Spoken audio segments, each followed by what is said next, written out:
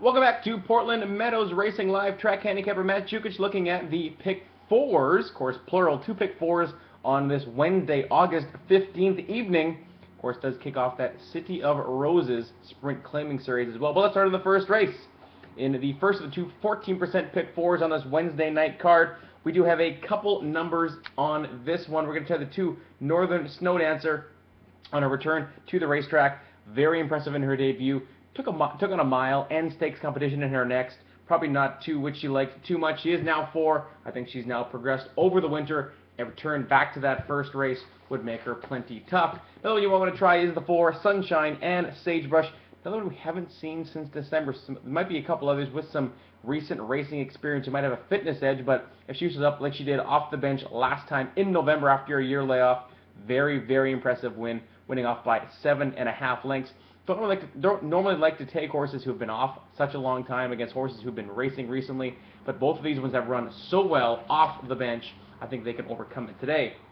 Into the second race, we got the 5 horse 18 Irish, going to be our single, our best bet of the day. Love the way she won in her debut, in his debut, beating Tequila Reserve, who we're going to see later on today's card. Broke Alert just rolled, opened up at every point of the race. I guess the interesting point would be, will Little Red Rockstar keep this one company? I don't think that he'll want to be any part of that what might be a very quick pace duel. I think 18 Irish gets the job done as a single in the second trip to the post.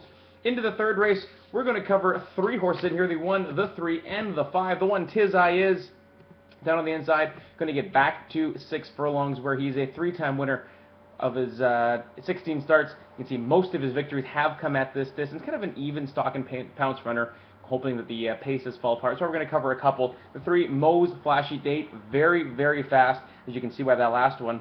But it was back in March, has come back with some nice sharp work, a couple 5 furlong drills, where Jim Ferguson, of course, regular rider, Mark Anderson in the irons, did show up with a career best performance in that one. Hopefully he can duplicate that and roll to a victory on the front end. Or we're going to take the 5, Dima, out of the Steve Fisher barn.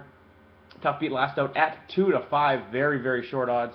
Does get the services of Anne Sanguinetti. Again, I guess the concern is 3 starts over a dirt surface, 3 runner-up finishes. Hopefully this one can turn it around today and keep our pick 4 ticket alive. Into the fourth race, where we are going to cover 4 horses. Nice big bulky field of 10.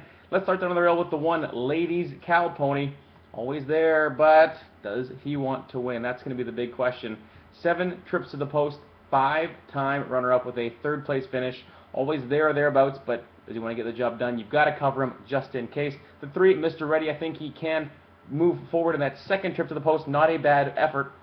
Finishing 4th, first time out, behind eventual next out winner and Go Gamer Go. The 6, Tequila Reserve. We talked about 18 Irish earlier in the day. Hopefully 18 Irish can roll to a nice easy victory in that second race.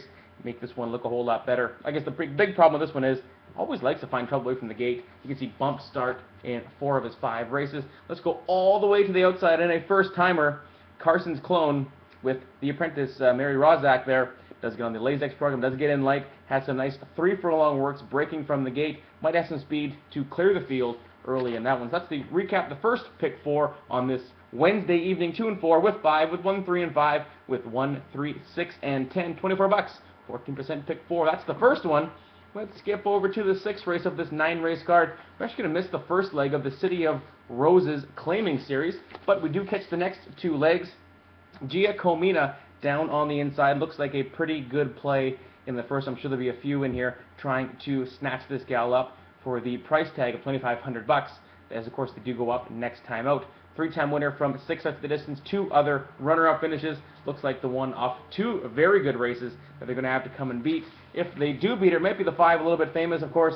Jonathan Nance, Luis Torres, 2 very big names at the meet so far, shipping in for this one from Emerald Downs. Second start off the bench, really a good angle. 4-time winner over a fast trip, 2 for 3 at the distance. Gets out of the gate, could give the top choice, Giacomina, a run in there.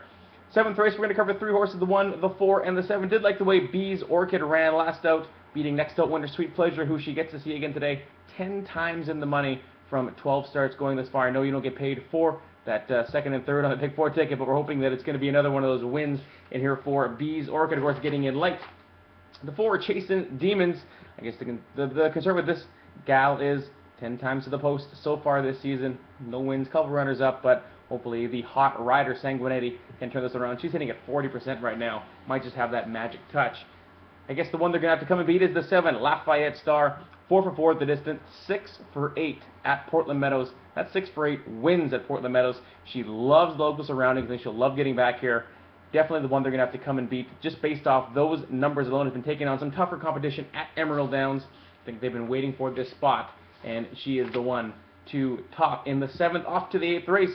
We've now left that City of Roses claiming series. The 3, Starmello Fellow, is the one for me in here. Like that he's going to cut his price in half. Putting the blinkers on is 1 for 1 at the distance. Always seems to be there or thereabouts.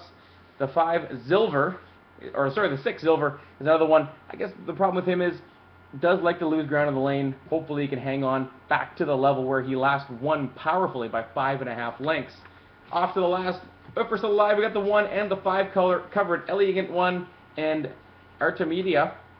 First time for Jerry Hollendorfer there at Portland. But Elegant 1 always seems to be there or thereabouts. Was very, very wide in that last race. Couldn't make up a ton of ground after losing that much. Was 5 wide. Hopefully with a better trip down on the inside, it will be her race today.